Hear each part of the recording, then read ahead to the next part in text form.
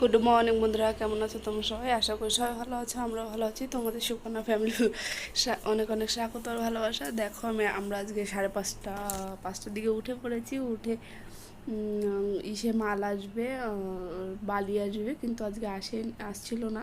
ওর জন্য তোমার দাদাভাই রাত্রে ঘুমাতে পারিনি। কতবার ওকে ফোন করেছে যে বালি না আনলে আজকে আমার কাজ থেমে থাকবে। তারপরে অন্য জায়গাতে বালি আনতে হয়েছে। তারপরে উনি 12টার পরে বালি দিয়েছে। আর দেখো এখানে তোমার দাদাভাই সব জায়গায় জল দিয়ে দিচ্ছে। এখনও তো কালকে আরও জল দিতে হবে। এই দেখো সকালে ওরা মিস্ত্রিরা সকাল সকালে এসে গেছিলো, ওর জন্য ওদের জন্য চা বিস্কুট দিয়ে আসছি, ওরা খাবে। আর এই দেখো আমি ঈশানের জন্য ভাতও হয়ে গেছে। আর অনেক তোমার দাদাভাই সকালে রুটির সাথে একটু শুকনো তরকারি টরকারি বানিয়ে দিলে ভালো খায়।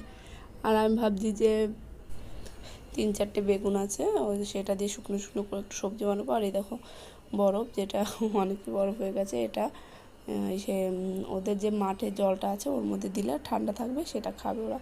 এত রোদুর পড়েছে, জল খেতে না দিলে তো আরও অনেক জল লাগছে খাওয়ার জন্য, কারণ এখানে তো আর কল নেই। আমার বোরের থেকে উঠে উঠে দিতে হচ্ছে, আর দিতে তো হবেই, আমাদের কাজের লোক। আর দেখো এরকম শুকনো শুকনো করে রান্না করেছি, কেমন দেখতে তোমরা অবশ্যই বলবে। ধন্যবাদ। সব তোমার দাদাভাইয়ের পছন্দ, তোমার দাদাভাইয়ের এরকমই খেতে ভালো লাগে, তাই আমি এভাবেই রান্না করেছি। আর আমাদের কাজ ভালোভাবে এগিয়ে যাচ্ছে তোমাদের আশীর্বাদে। এখন কি জানি কত দূর কী দেখি হবে, টাকা পয়সারও একটা ব্যাপার আছে। চলো ধীরে ধীরে হবে, কোনো সমস্যা নেই। আর দেখো এদিকে কষানো হয়ে যাওয়ার পরে আমি জলটা দিয়ে দিয়েছি, আর অল্প জল দেবো যাতে হয়ে যায়। আর ওদিকে জলটা দিয়ে তারপরে আমি ঈশানকে কিছু খাওয়াবো। ঈশানকে আনতে গেছি 2-3 বার, জমির উপরে কাজ করছে, ও বসে বসে দেখছে ওর বাবার সাথে, তার জন্য ও আসছে না।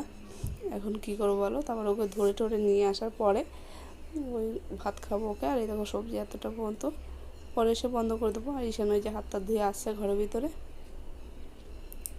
শোনে না কথা, কী করবো বলো, এত দুষ্টু হয়েছে না।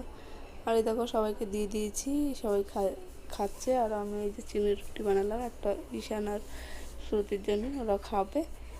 শ্রুতিকে আদা দিয়েছিলাম, ঈশানকে আদা দিয়েছি, ওরা দুইজন খেয়েছে। আমার ঈশান তো খুবই পছন্দ করে চিনির রুটি। তারপরে এতটাই ব্যস্ত হয়ে গেছিলাম, দুপুরে বালির ট্রাক এসেছিলো।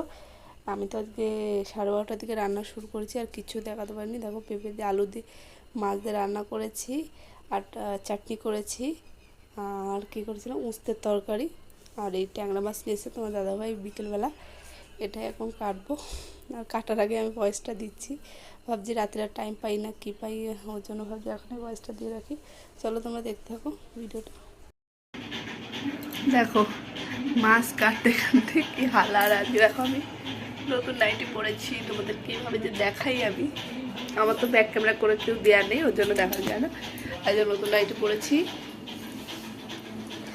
আর এই একটা আর এই একটা, দেখো দুটো নতুন নাইটি, দুটো নতুন খারাপ হয়ে গেছিলো। কী বলতো, রান্নাবান্না করলে না তেল টেল ছেটে খারাপ হয়ে যায়, ওর জন্য এখন মাছ টাছ কুটে এসেছি। কি ছোটো ছোটো মাছ, 1 কিলো মাছ আমার কাটতে হলো পুরো। তুমি দেখো পুরো 1 কিলো মাছ, ছোট ছোট।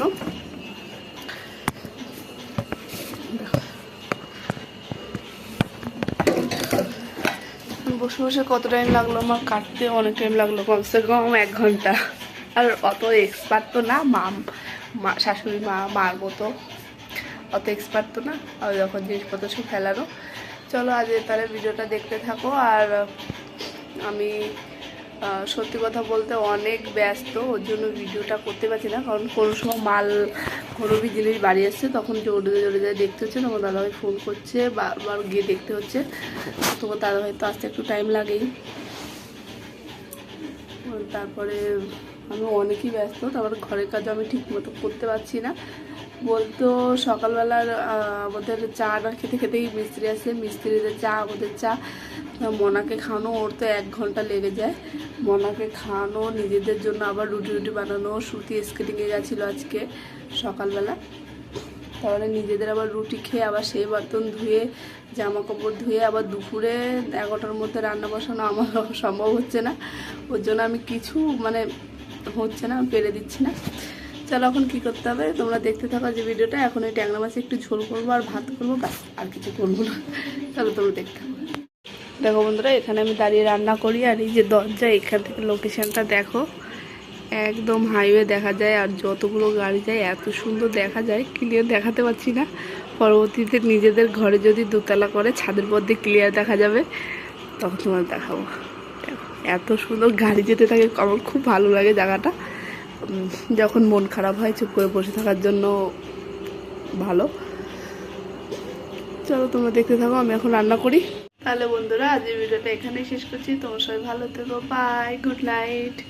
আর কালকে তোমাদের দেখাবো আজকে কত দূর কী দেখি কাজ হয়েছে। বাই।